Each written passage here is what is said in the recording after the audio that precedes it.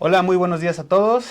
Estoy muy emocionado justamente de participar nuevamente en esta FEBIE 2026 y agradezco pues, a todos nuestros usuarios, todos los que nos acompañan el día de hoy, porque hemos preparado una sesión muy especial que estaba pues realmente entusiasmado de poder presentarla con ustedes y para el cual pues bueno también cuento con el apoyo de dos grandes personas que pues para algunos van a ser conocidos y si no, el día de hoy los van a conocer, porque toda la experiencia que ellos nos van a platicar el día de hoy, estoy seguro que va a ser muy enriquecedor, porque hemos preparado esta sesión a fin de atender muchas de las preguntas que nos han hecho a lo largo de este tiempo y que cada año buscamos el darles respuesta, el poder apoyarlos, el poder ser ese aliado que tengan para poder resolver todos sus problemas.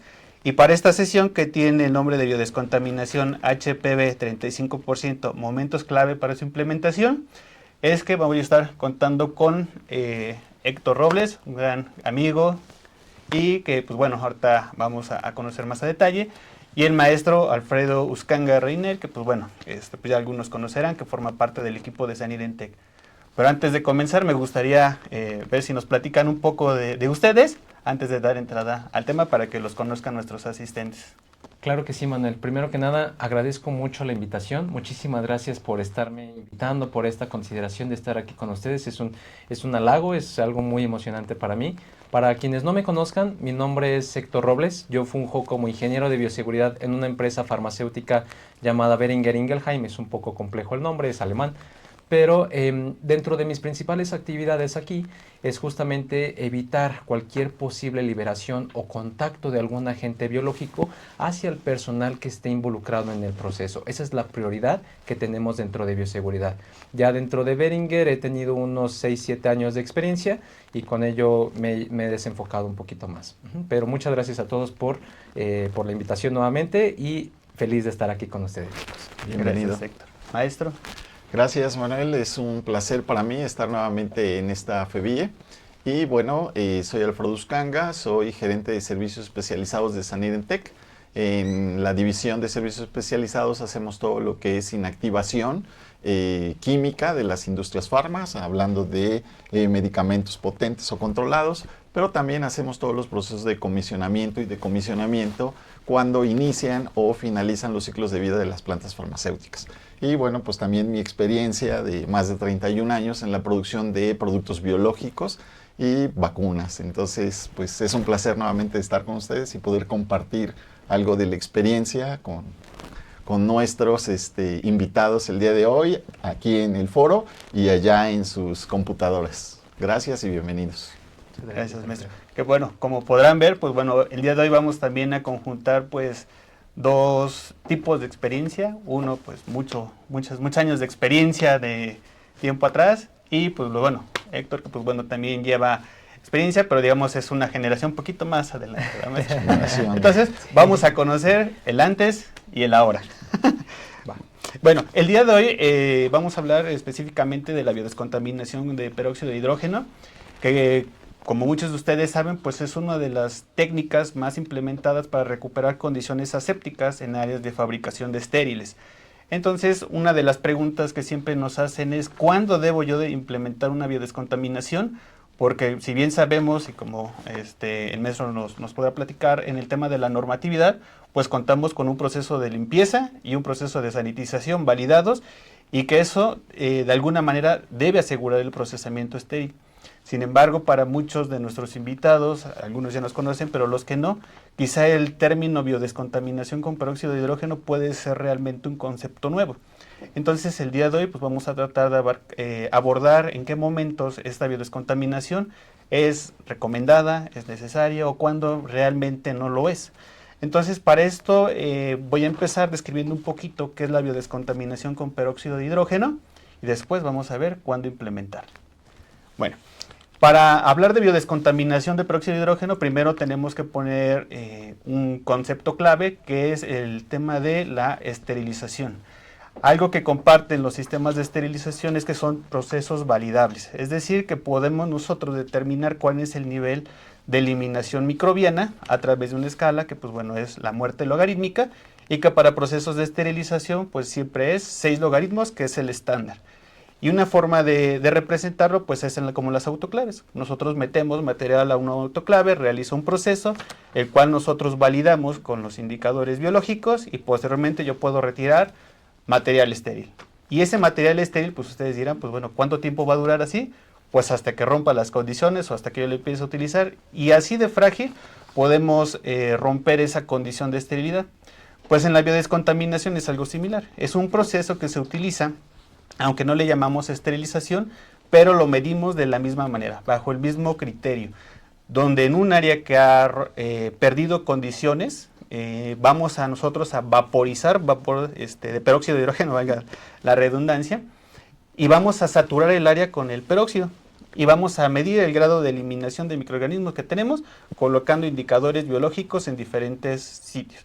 Y de esta manera, al finalizar toda una etapa de contacto, que es algo que ya está sumamente medido, hay una gran cantidad de artículos científicos y que cada persona que realiza o implementa este tipo de tecnologías, pues se puede dar idea de la eficacia al momento de que pues mide la muerte logarítmica.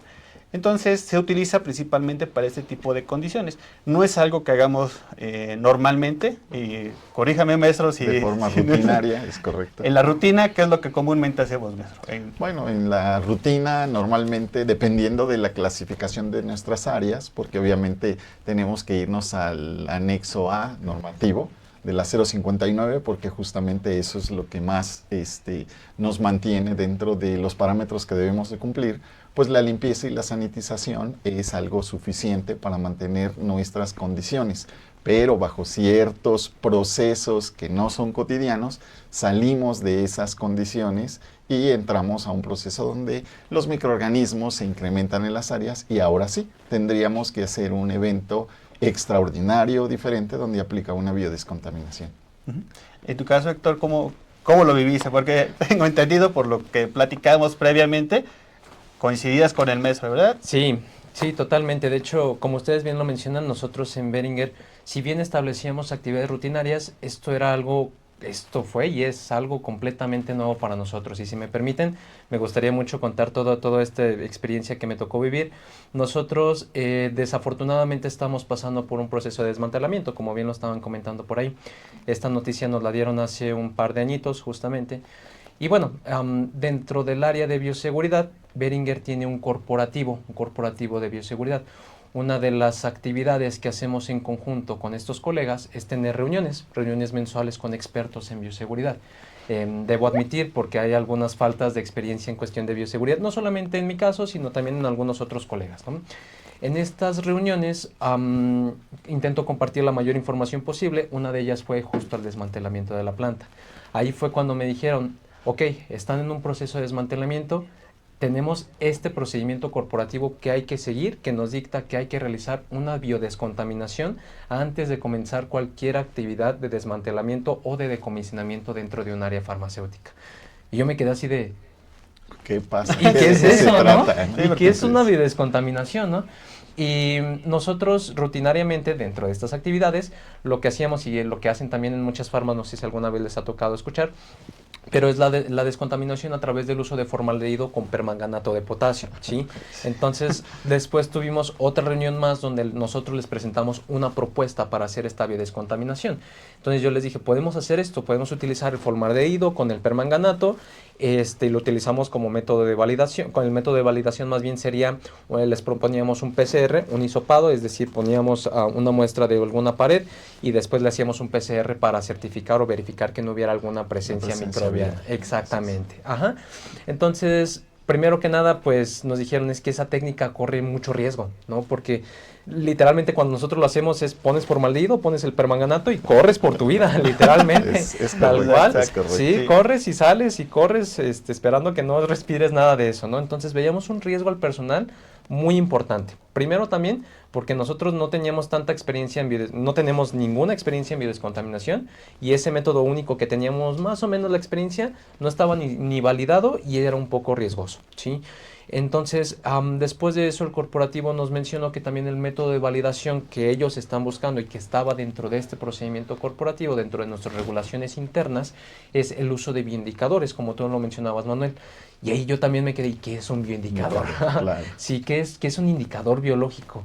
Y ya comentando así entre compañeros también de las áreas, de los laboratorios de producción, todos acordábamos que un indicador biológico, lo único que lo teníamos en forma de experiencia era para certificar una esterilización de un material con un autoclave, como lo mencionaste, pero no para una descontaminación de superficies. Entonces, por ahí se me asignó la tarea de poder estar estableciendo todo este proyecto, todas estas actividades de descontaminación, perdón, y estuve en contacto con muchos colegas de otros sitios, también dentro de Beringer, para ver cómo, en el caso de que ellos hayan sufrido un proceso de desmantelamiento, y siendo muy específico en esto, proceso de desmantelamiento, cómo ellos actuaron o cómo ejercieron ese proceso de descontaminación. Me pasaron muchos protocolos, literalmente en chino, en francés, que yo no podía ni entender. Entonces ahí poco a poco estuve más o menos descifrando, y cuando descifré la magnitud de lo que realmente conlleva una descontaminación como debe ser, dije, no puedo, hay que solicitar ayuda. Allí es donde nosotros conocimos a Saneren, donde pudimos estar estableciendo estas relaciones con el peróxido de hidrógeno, que es muchísimo más seguro. Y de hecho, algo que también nosotros le veíamos riesgo es que dentro de las actividades rutinarias, cuando pasaba el tiempo cuando terminaban la fumigación así le llamamos fumigaciones, cuando terminaban las fumigaciones con formaldehído y permanganato, no teníamos como detectores para entrar de humo o algo así, sino espérate 2 horas y luego ya entras, ¿no? O 3 horas. Y todo eso se lo platicaba a Manuel, nos decía, no, tienes que entrar con un detector para asegurar todavía más que el personal no se va a exponer ni a algo biológico, ni mucho menos a químico, ¿no? Realmente. Claro. Entonces, ahí estuvimos indagando, estuvimos buscando. Y de hecho, déjenme compartirles que parte de nuestras políticas internas es que cuando tenemos este tipo de proyectos un poco más complejos, necesitamos involucrar al departamento de compras. A lo mejor muchos tendrán familiaridad con este tipo de procedimientos, y parte de este procedimiento es hacer concursos. Estuvimos por ahí viendo a otras empresas, de hecho estuvieron compitiendo con empresas extranjeras, justamente están al nivel de una empresa extranjera muy, muy, muy certificada. Y pudimos comparar que realmente Saneren era el más destacable por un montón de cosas, ¿sí?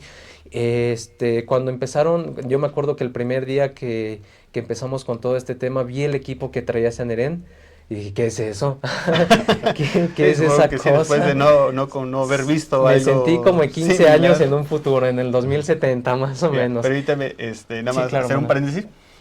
Me acuerdo mucho, maestro, una anécdota que siempre utilizamos para el personal de nuevo ingreso, porque ha crecido la plantilla, y en temas de biodescontaminación, decía el maestro, la película de Monster Inc., cuando llegan justamente ahí con trajes y todo, y casi como que con la solución, algo así es como que lo que siempre tenemos, como que esa filosofía, el personal llegue, debe ver el personal, la confianza, el equipamiento, la logística, cuando llegue a todo, todos nuestros compañeros, todos tienen una actividad, todos saben lo que tienen que hacer, y todos si alguien les pregunta, todos deben tener esa expertise de poder responder preguntas y atender sobre temas de la seguridad, porque hablabas ahorita mucho el tema de la seguridad, ¿no? Como decías, agarro, hecho y corro por mi vida. Sí, tal cual. Y tal cual, yo decía, wow. Y es importante mencionar, bueno, que contamos con 3 certificaciones, ¿no? En calidad, en ambiente y en seguridad.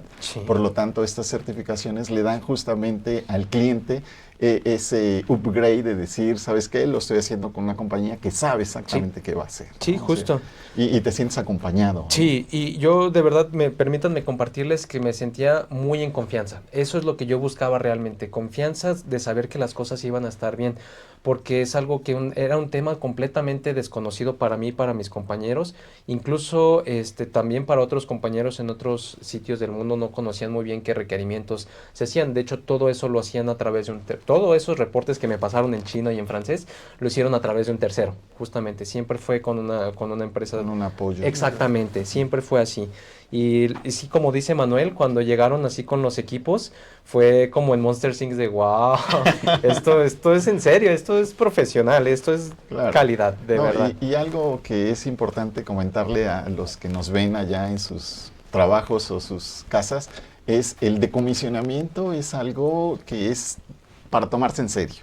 ¿Por qué? Porque nos decía Héctor, es que nos dijeron, vamos a eliminar ya parte de nuestra planta, pero el riesgo que corre una persona que no está asociada al proceso productivo, entrar en contacto con materiales que tuvieron una exposición a un agente químico o a un agente biológico, hay que reducirlo. Y es por eso justamente esa necesidad de que cuando decomisionas algo, tienes que asegurarte que los antibióticos, los inmunosupresores o los productos biológicos no siguen en las paredes, porque cuando llegue el equipo de que desmantela, pues no es equipo químico, no es equipo que tengan conocimientos en biología, es equipo que tiene conocimientos en quitar una mampara, quitar luminarias, quitar equipos, o sea, es un conocimiento distinto. Entonces, justamente eso te conlleva a este proceso de biodescontaminación, Sí. porque hablamos de una descontaminación de entidades biológicas. Así es. Y ahí es donde el tema se vuelve amplio, porque biodescontaminación lo utilizamos mucho, como decía al inicio, para recuperar condiciones y reiniciar un proceso de producción estéril, aséptico, y así es como retomamos, acortamos tiempos de paro, y la idea es producir, ¿no? Así es. Producir. Sí, Sin embargo, ahora se ve un uso diferente. Ahora vamos para el otro lado, donde ya no vamos a buscar producir, vamos a buscar dejar de hacerlo y vamos a hacerlo de una manera segura. Exacto. Cuando platicábamos las primeras veces sobre el proyecto, donde decían, el objetivo es demostrar eliminación viral. Exacto. ¿Y cómo lo vamos a hacer? Pues a través de la validación. Y ahí coincidirás conmigo, después de todas las revisiones que hiciste de los diferentes metodologías, ¿cuántas de ellas eran validables, ¿no? Sí, exacto. Y de hecho, también permítanme compartir con ustedes algunos comentarios que recibimos también de parte del corporativo. Cuando estábamos hablando de esa metodología, de ese PCR, de ese hisopado, los expertos en bioseguridad nos decían, sí puede ser un método, pero no podría ser tan confiable. ¿Por qué? Porque el PCR te va a decir si hay presencia o no, pero no te va a decir si realmente está inactivado, si está completamente muerto, si es seguro entrar realmente, ¿no? Y puede que quizás a lo mejor hisopes aquí en una paredcita y abajo no, y acá arribita muestraste no había nada y abajo sí había presencia microbiana a lo mejor. Y puede ser una técnica no tan confiable como el uso de bioindicadores hiperóxidos. Claro. Sí, de hecho la fortaleza de este sistema del uso de vapores de peróxido de hidrógeno es que ataca membranas y ataca también el DNA o el RNA. Por lo tanto, entonces, si tú vas a hacer un muestreo por hisopado solo para ver crecimiento microbiano, pues el peróxido de hidrógeno elimina a las bacterias, las deja inviables. Sí. Pero si vas a hacer un hisopado para hacer un PCR y detectar la presencia de material genético, también destruye el material genético. Entonces, te da esa garantía de decir, ¿sabes qué? Ahora sí sé que no hay microorganismos, ni vivos ni muertos, porque fueron destruidos. Ese es el punto.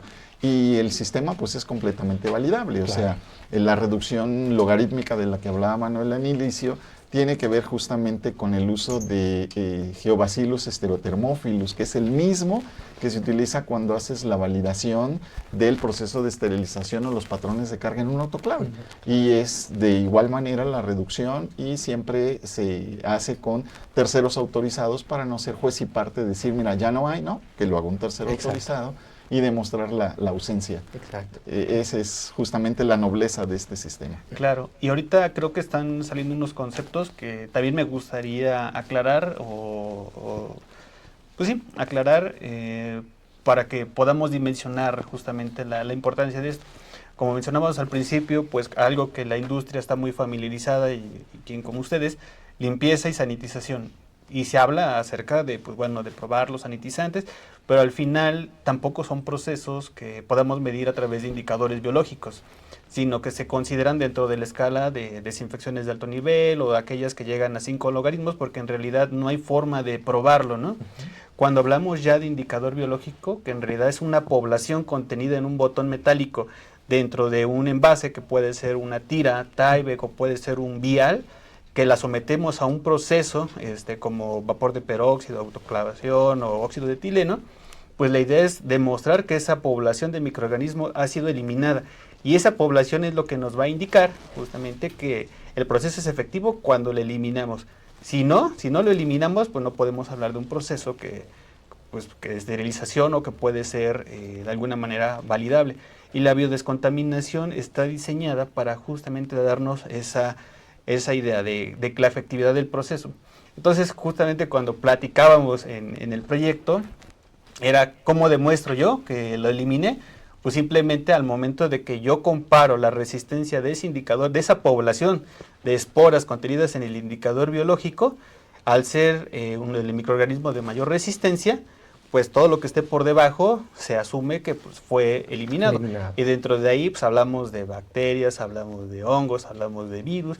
Entonces de ahí que pues la importancia o el resaltar justamente pues lo que este tipo de procesos da certeza, ¿no? En cuanto al control microbiológico. Y regresando, y si me permiten compartirles, y haciendo más hincapié en la importancia de la descontaminación en actividades de desmantelamiento, permítanme compartirles que el primer paso en las áreas que están siendo desmanteladas es la descontaminación. ¿Sí? ¿Por qué? Porque ustedes, como lo estaban mencionando anteriormente, tenemos que asegurar que el personal que no conoce muy bien todo eso no vaya a salir con algún posible accidente, algún posible riesgo. ¿Sí? Entonces, en nuestro cronograma de actividades, la descontaminación o la biodescontaminación es el primer paso. Y nadie, ninguna otra empresa puede entrar a esa área a menos que tengamos ese reporte ya validado con estos indicadores biológicos. Solo para recalcar realmente esa importancia en un proceso de desmantelamiento. Claro.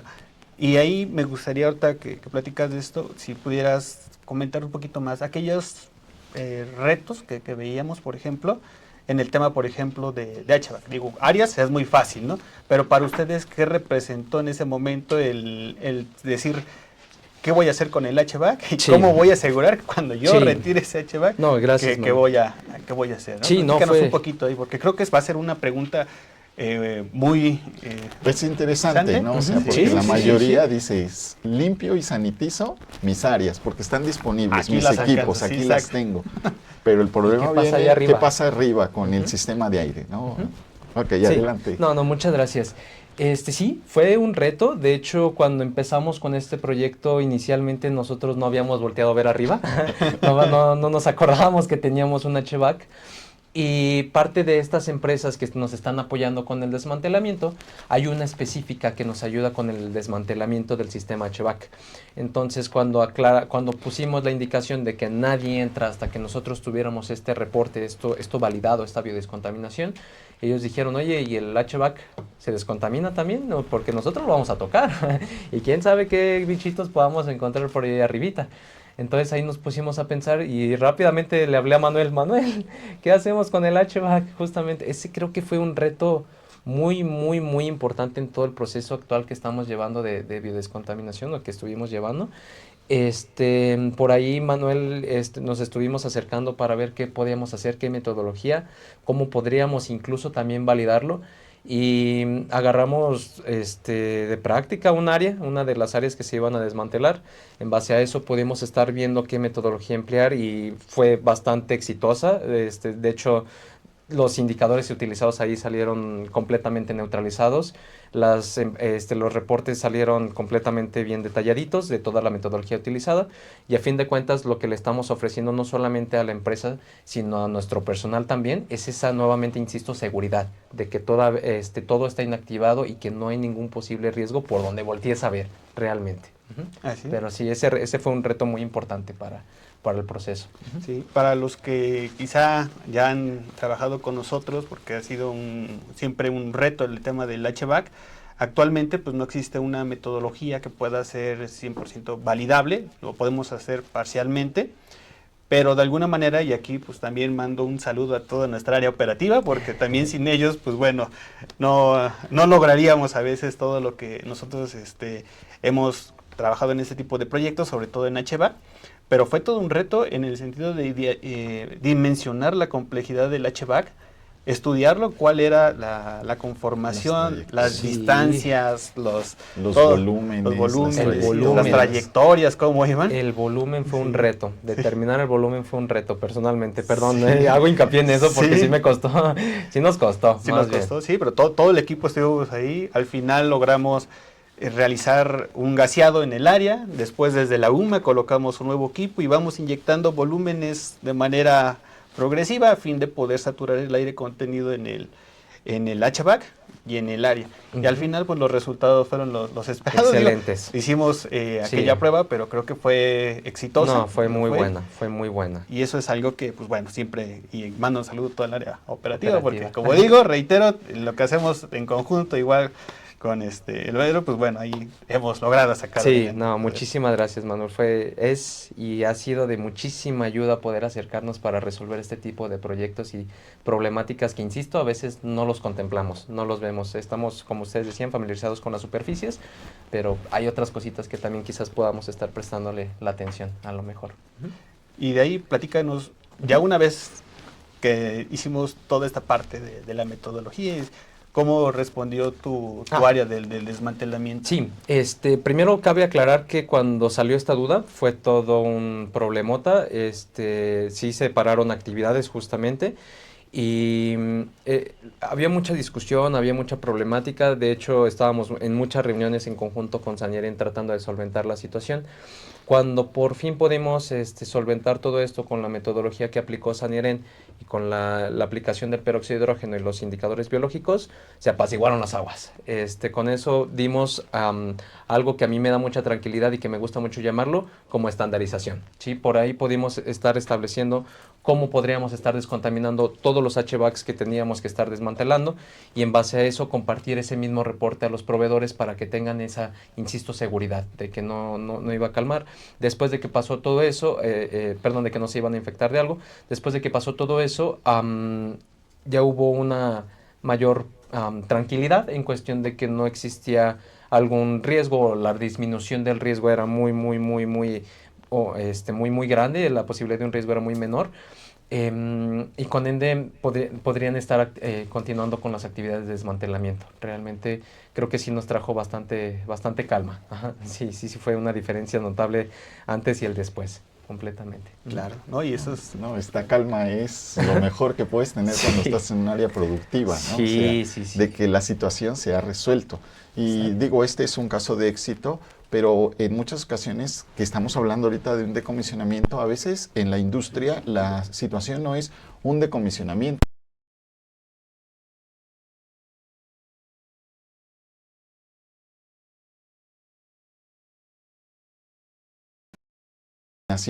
Y que sea efectiva y se puede aplicar para el mismo caso, ¿no? Para aquellas empresas que trabajan por campañas. Sí. Exacto, y que muchas veces voltear, como decías hace un momento, para arriba, no siempre lo tenemos. Siempre, sí, no siempre. Nosotros no lo hicimos.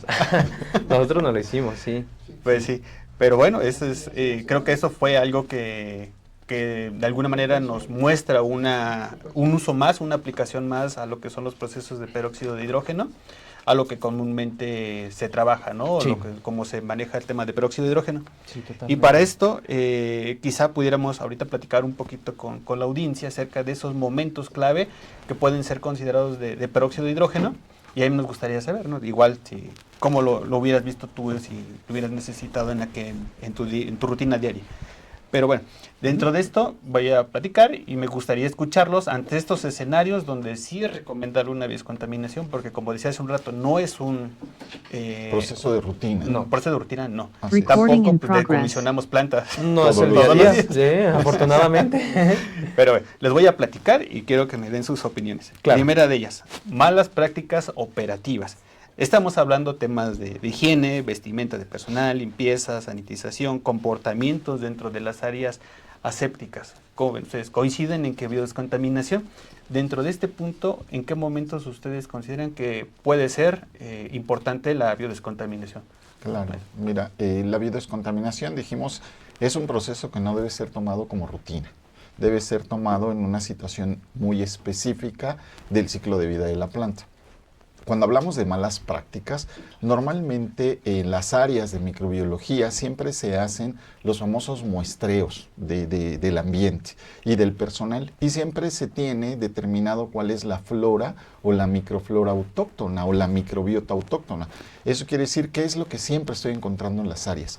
Pero cuando hablamos de una mala práctica, a veces empezamos a encontrar microorganismos que no fueron retados con los agentes sanitizantes. O sea, esa prueba de reto tú no sabes si va a actuar con ese organismo en especial.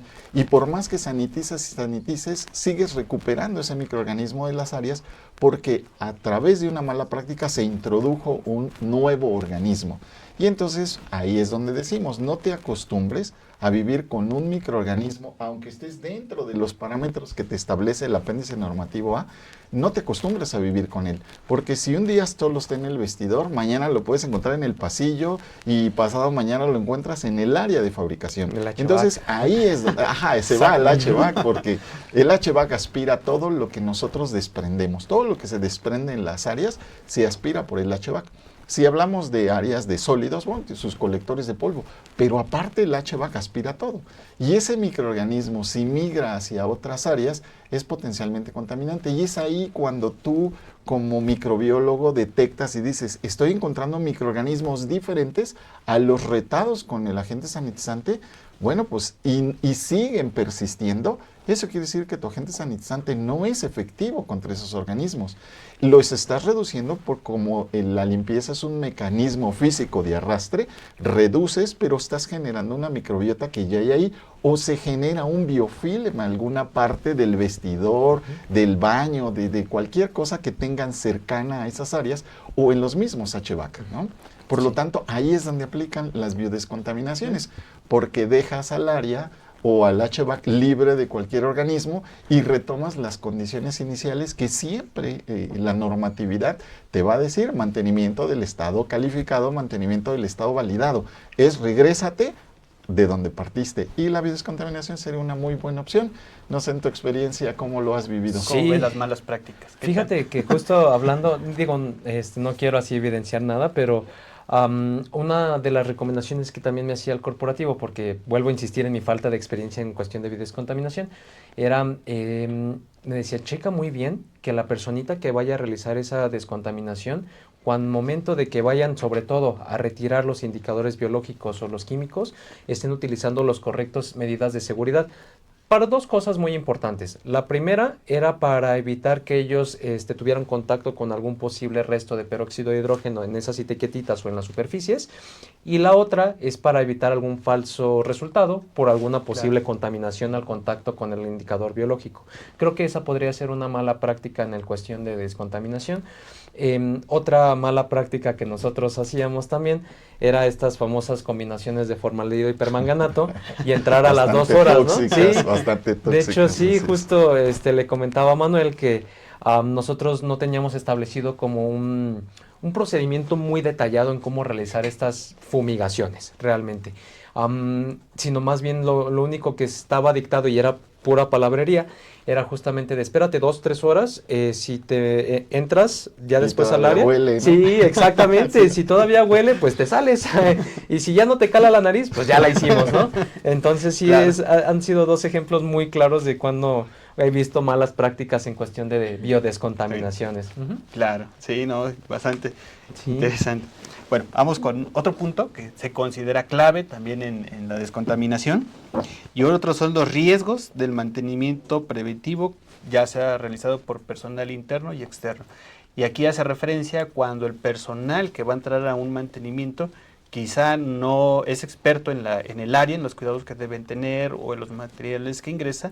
Por ahí platíquenos un poquito, ¿qué tan vulnerable es un área a perder condiciones cuando enfrentamos en tareas de mantenimiento? Que en este caso son preventivos. Claro, bueno, el mantenimiento preventivo es algo más controlado, vamos a decirlo, porque sabes exactamente qué piezas vas a cambiar, qué parte de la máquina vas a intervenir, qué herramienta vas a introducir, o a veces la herramienta ya forma parte de un espacio determinado en el área.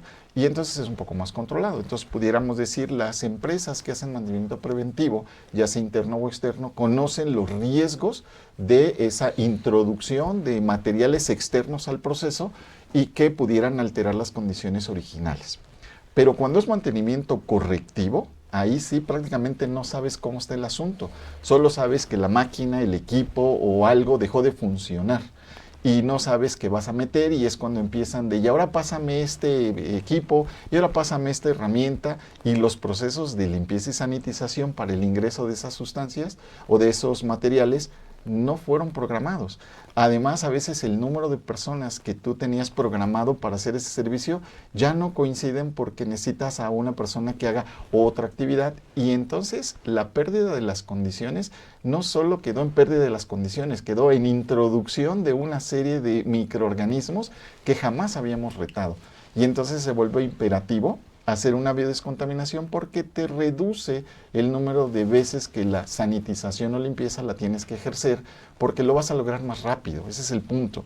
Y en lugar de hacer un periodo de limpieza y sanitización, muestreo y esperarte a que te liberen el área, tú sabes que con la biodescontaminación vas a la segura.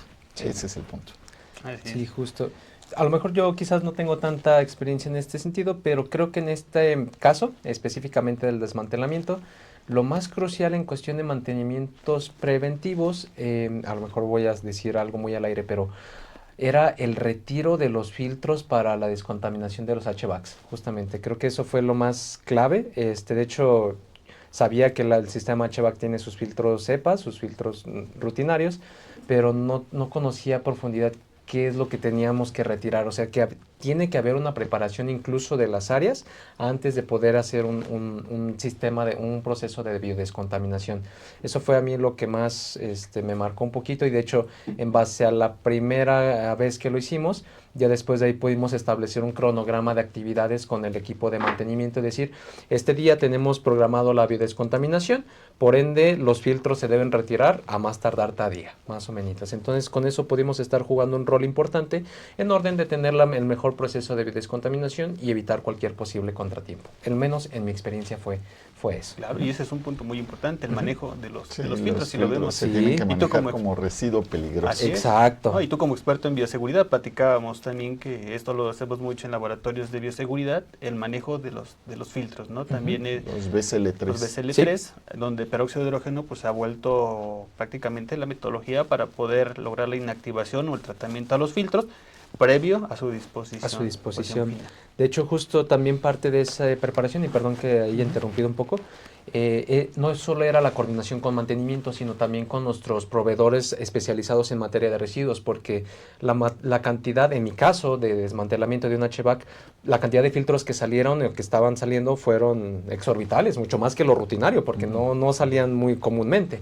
Claro. Entonces, nuestro proveedor no estaba totalmente enterado de cuál era la capacidad, entonces también tuvimos que coordinarnos con ello de, van a salir tantas toneladas de filtros, más o menos. Entonces, vámonos preparando para eso, justamente. Bien. Sí. Entonces, creo que también es un tema a considerar cuando estamos hablando de biodescontaminación, en mi caso al menos. Claro, no, sí, muy importante el tema de filtros.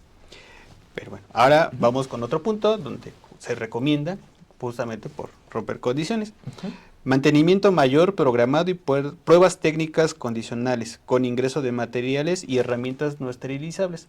Y esto se va muy enfocado a aquella maquinaria que quizá por las condiciones de uso, pues ya el usuario detecta que es importante, aunque no esté fallando, prevenir en un escenario de posibles cambios de bandas, quizá algún engrasado, no sé, alguna actividad que se hace más enfocado a la cantidad de horas de uso que ha recibido esa maquinaria, y es donde se programa un mantenimiento y va a entrar una actividad que quizá no estaba dentro de un programa ya como preventivo. Sin embargo, pues, es importante tomar esa iniciativa de decir, ya lleva tantas horas de uso o tanto tiempo de uso, es importante entrar.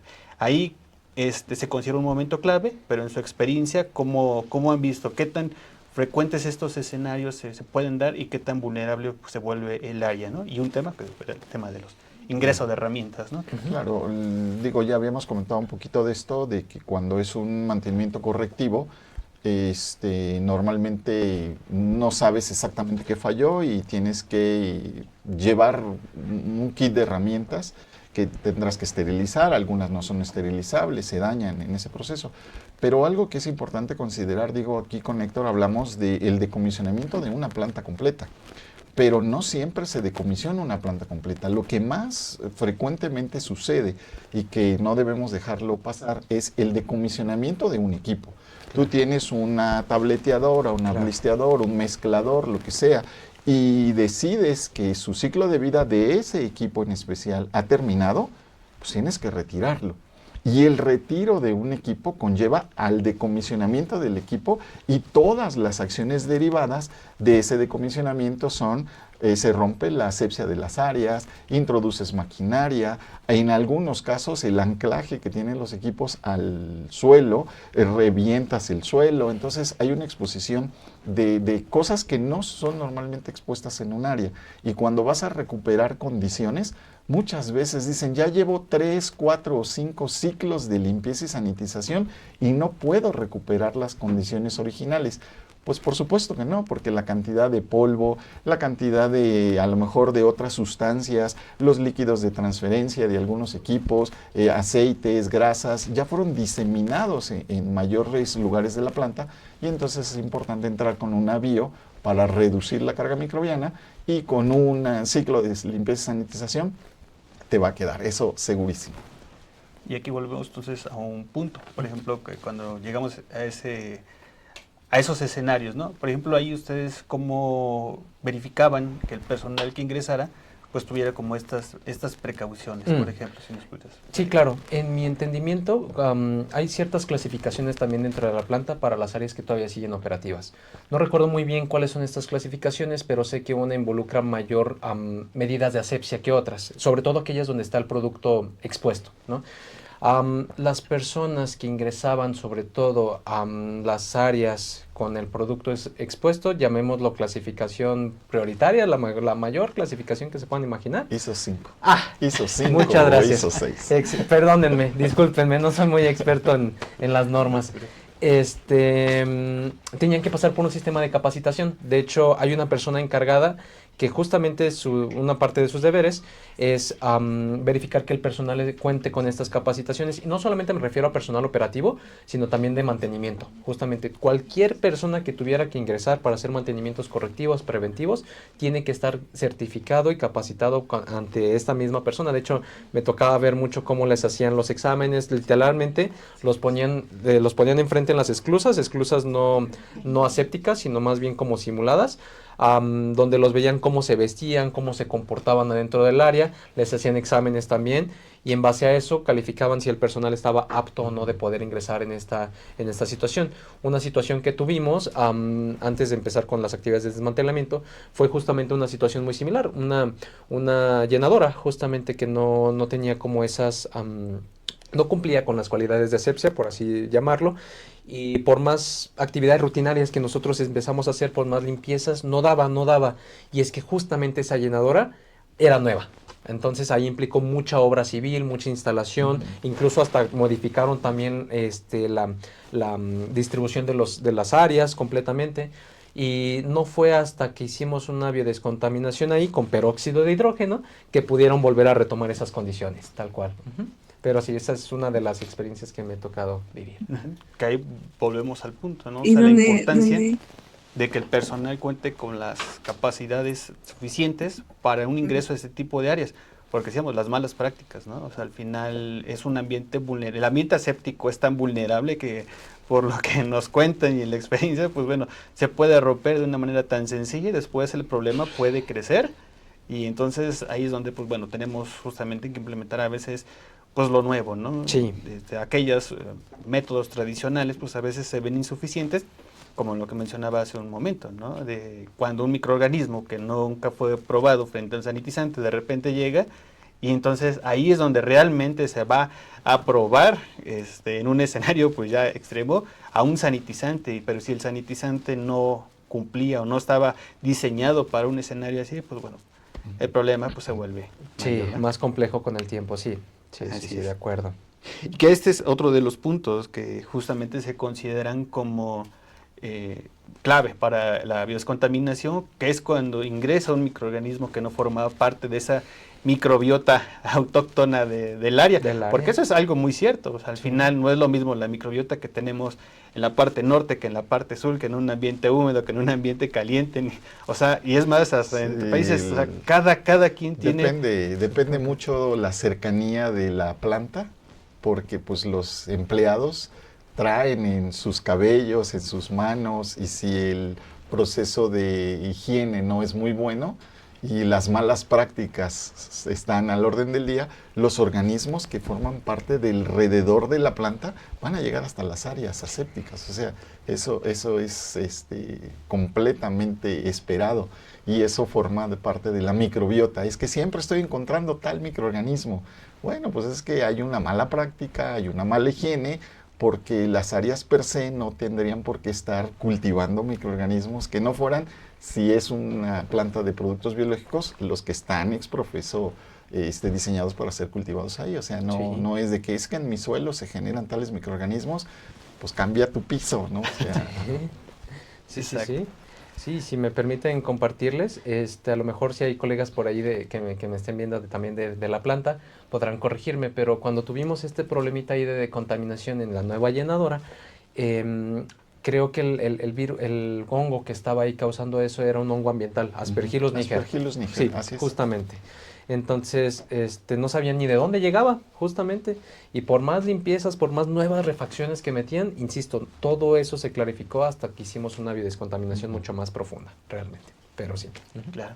Sí, pues bueno, estos son algunos escenarios y pues, para los cuales, pues bueno, creo que se identifica, ¿no? Y para resumir, porque ya nos queda poco tiempo antes de poder entrar a la etapa final, como decía, se va muy rápido esta sesión, pero sí, nada más para unos puntos clave, ¿no? Al final la biodescontaminación no es un proceso de limpieza, no es un proceso que sea rutinario, sin embargo viene a complementar este proceso de la limpieza y la sanitización en estos momentos clave que platicábamos hace un momento, y en aquellos donde el propósito pues sea el tema también de la seguridad, todo el tema de bioseguridad, como en este caso que era una inactivación vial, pues se vuelven escenarios donde la biodescontaminación juega un rol importantísimo. Para nosotros es importantísimo, insisto, es el primer paso que nosotros tenemos que tener en cuenta. De hecho, una vez terminan las operaciones dentro del área, seguimos nosotros, incluyéndonos. Justamente, seguimos nosotros entrar, es lo primerito que ponemos en el cronograma de actividades de desmantelamiento. Así justamente. es. Y ahí, bueno, entonces nada más para empezar como al cierre de la sesión, pues me gustaría que nos platicaran un poquito como ya desde su perspectiva, pues de esos momentos clave donde podemos utilizar o implementar una biodescontaminación. ¿Cuál es su opinión? ¿Les hubiera gustado o les hubiera ayudado si lo hubieran conocido antes? O si lo consideran ahora a nuestros invitados, alguna recomendación, algo que ustedes quieran comentar, sobre todo para aquellos que no han escuchado o que lo conocen pero no han tomado la decisión de implementar este tipo de tecnologías. En su experiencia, pues cómo los apoyó el maestro durante tantos años en la parte productiva, justamente también de vacunas, o en tu caso, por ejemplo, que estabas también participando, formando parte de toda esta cadena de producción. ¿Cuáles pudieran ser sus comentarios y algo que les gustaría comentar a nuestra audiencia? Pues mira, si esta tecnología, digo, no es una tecnología nueva, pero los equipos van siendo mucho más tecnificados. ¿Qué significa que sean mucho más tecnificados? Los equipos de hoy en día, los que usamos, están diseñados para un cumplimiento regulatorio total, o sea, incluyendo integridad de datos, de tal manera que entonces el equipo se hace calificable. En los tiempos de los que yo empezaba, pues por supuesto que los equipos no eran calificables, no había integridad de datos y entonces no podías validar los procesos. Y hoy en día esto pues es tan común ya en los equipos que digo, si hubiera existido esa tecnología, por supuesto que lo hubiéramos utilizado. Es una tecnología que tampoco deja residuos.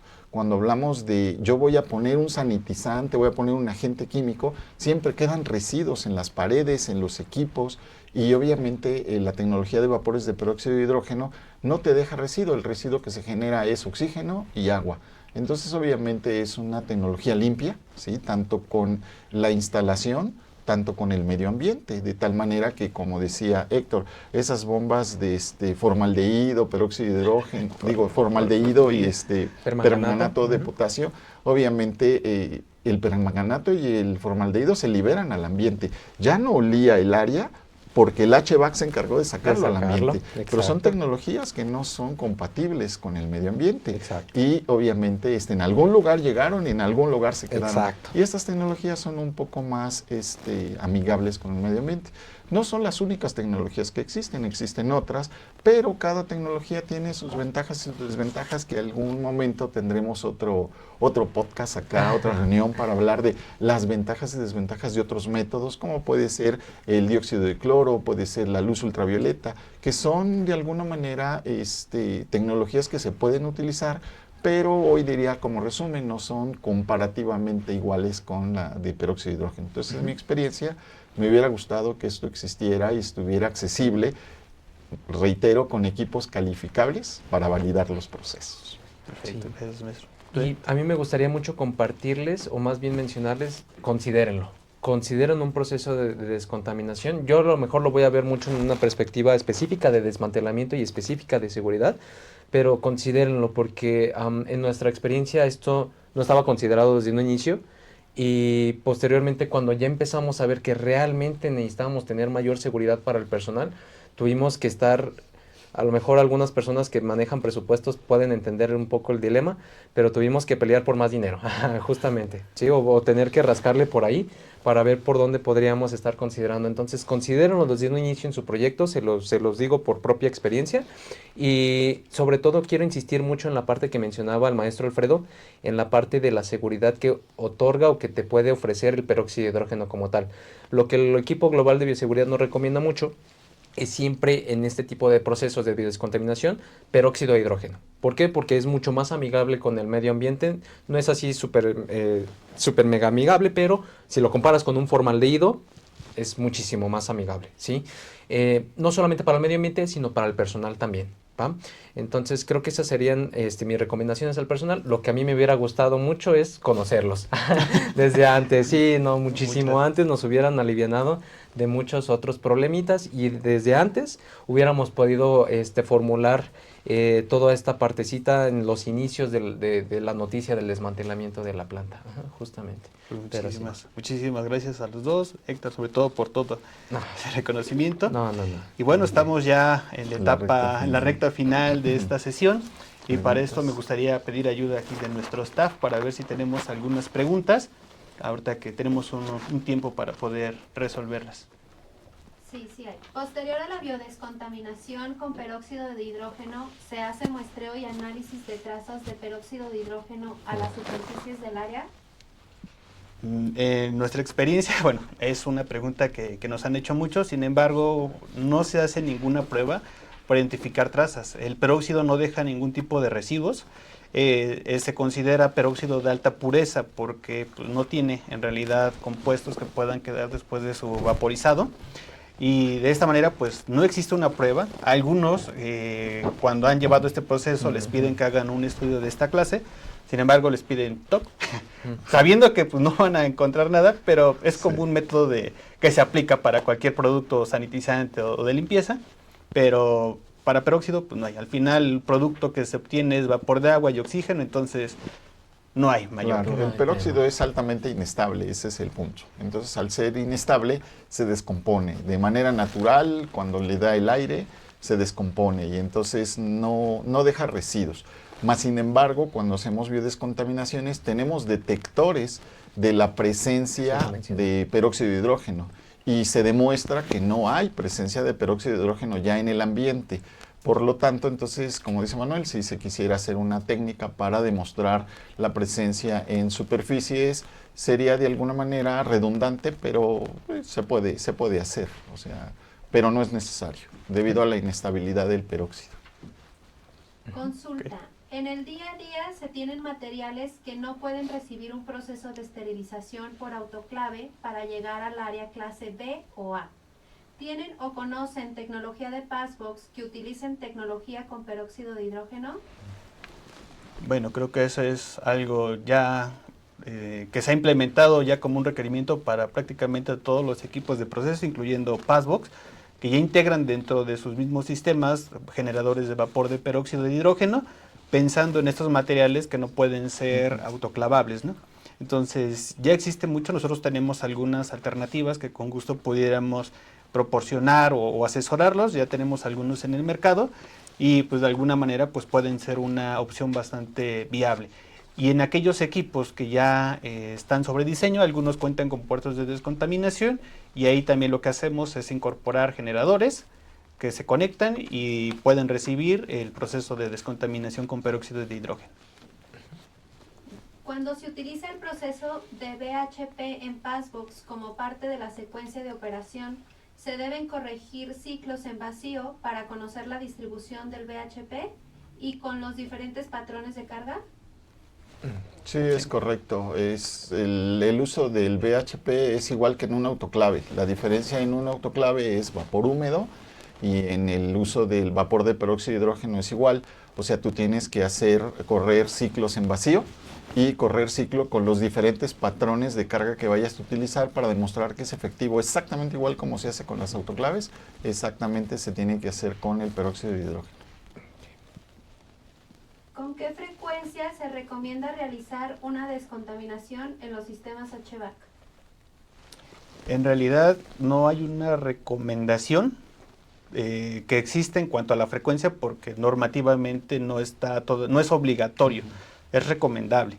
Sin embargo, ya hay escenarios como platicábamos cuando enfrentamos alguna contaminación donde ahí es hacer una descontaminación, aunque no exista una metodología hasta el momento validable, estamos trabajando en ello, sí hemos tenido o diseñado toda una logística para poder descontaminar el HVAC.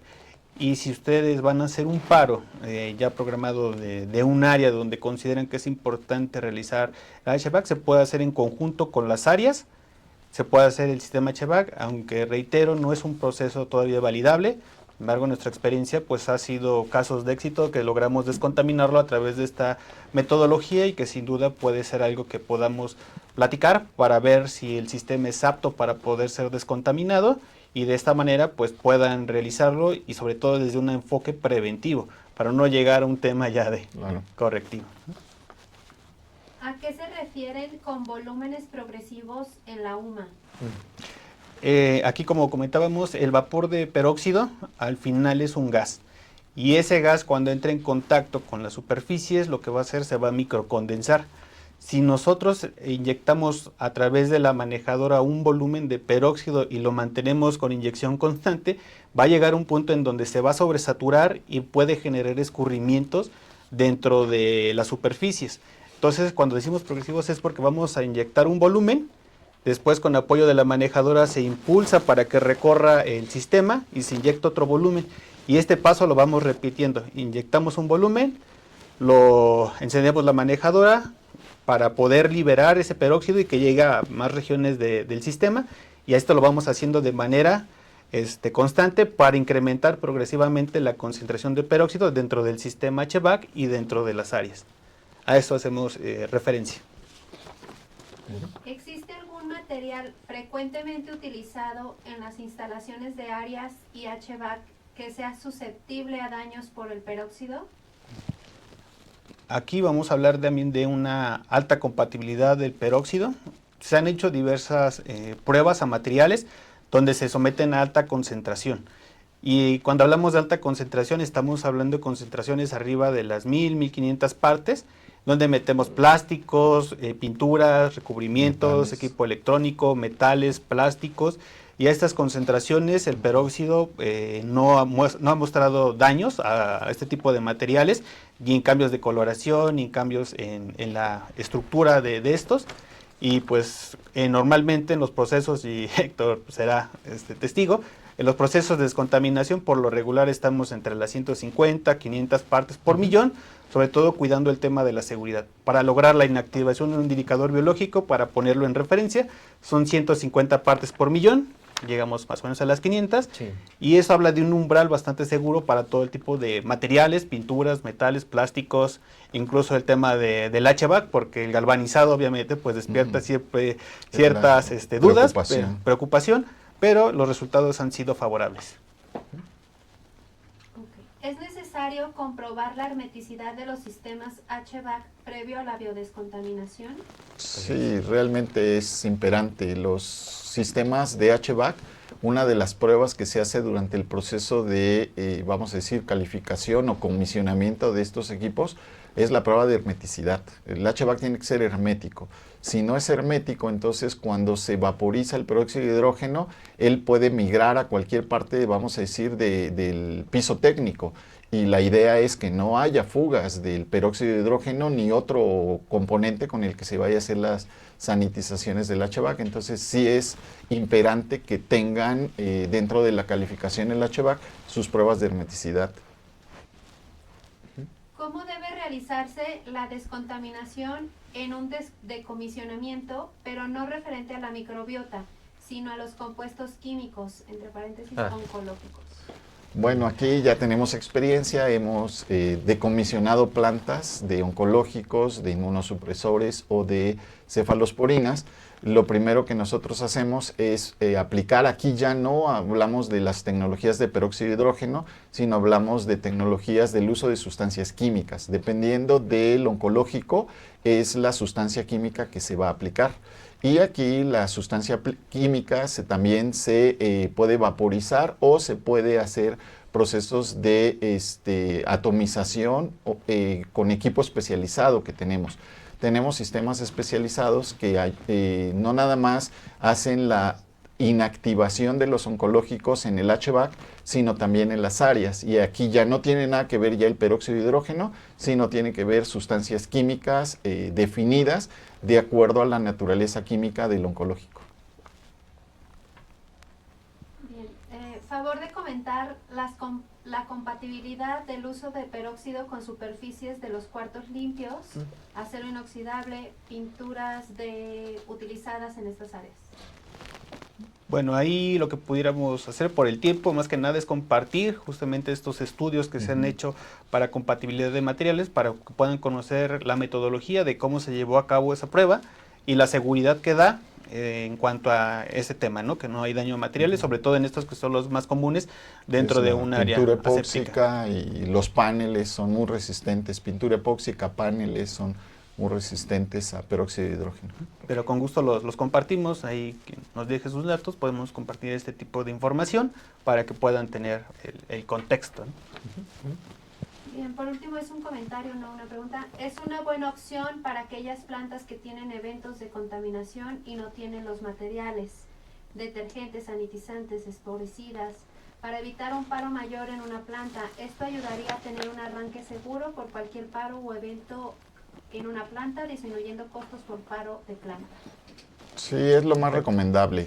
Vas a iniciar el arranque de planta, no te desgastes en tantas limpiezas y sanitizaciones, solo vas a estar gastando recursos y tiempo, sino empieza con una limpieza general, una sanitización, reduces carga, mete una biodescontaminación y vas a la segura. Nos pasó, nos pasó. Y nada más también comentar ahí, o sea, al final cada caso de contaminación es único y siempre buscamos dar el asesoramiento para poder determinar en qué momentos es importante una descontaminación y en qué momentos es necesario quizá realizar una actividad previa a la descontaminación para asegurar el éxito, ¿no? Al final no buscamos nada más descontaminar por descontaminar, sino que hay que revisar el caso y en todo caso determinar si se puede en ese momento o si es importante realizar alguna actividad previa.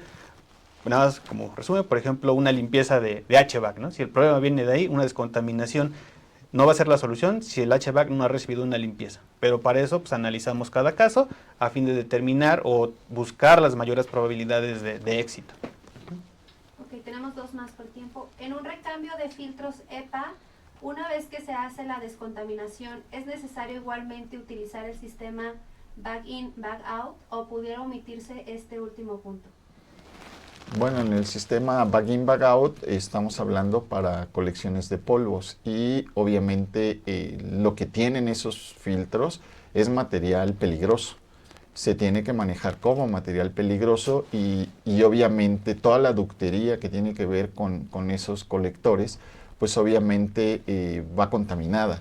Y en algún momento del ciclo de vida de la planta habría que hacer un proceso de limpieza y de contaminación de todos estos ductos, porque se va acumulando. Hemos encontrado plantas donde hemos sacado gran cantidad de materiales de estos sistemas, entonces sí es recomendable no solo hacer una descontaminación, sino también una limpieza de estos sistemas. Ok, última pregunta. ¿Se puede adaptar el vapor de peróxido de hidrógeno a una esclusa sin modificar totalmente su infraestructura? Claro. Sí, Bueno. pero implica muchas otras cosas, porque si no quieren cambiar, habría que ver la hermeticidad, el cómo se va a sacar el peróxido después del proceso de vaporización. En fin, tiene que hacerse un análisis de caso muy particular. Son todas las preguntas. Bueno, pues muchísimas gracias. Entonces vamos a entrar al cierre, que creo que es lo más triste de esta sesión. Y no me queda más que agradecerle, maestro Alfredo, como siempre. Gracias. Héctor, muchas gracias por, a ustedes, por a ustedes, aceptar de la verdad, invitación. Muchas gracias, de verdad. Fue lo muy aprecio enriquecedor y creo que para nuestros invitados en conocer una aplicación más del peróxido y todo lo que viviste y ahora Sí. cómo lo estamos llevando. Y pues de nuevo, pues muchísimas gracias. Y pues me despido y creo que a Nos nombre de mucho. Nos todos, despedimos igual. todos, sí. no sin antes recordarles que todas las sesiones de esta FEBIE 2026 las van a poder encontrar en la página de Grupo Rash y de cada una de las páginas de las empresas que pertenecemos a este gran grupo. Esperamos que haya cumplido y superado sus expectativas. Creo que la cantidad de temas que se abordaron en esta edición fueron bastante diversos, temas nuevos, innovación, nuevas tecnologías, nuevos casos de éxito. Entonces esperamos que haya cumplido con todo lo que se espera siempre de este tipo de eventos. Y de nueva cuenta, pues muchísimas gracias a todos y nos vemos muy pronto. Muchas Los esperamos gracias. en la próxima edición. Muchísimas gracias a Gracias. todos.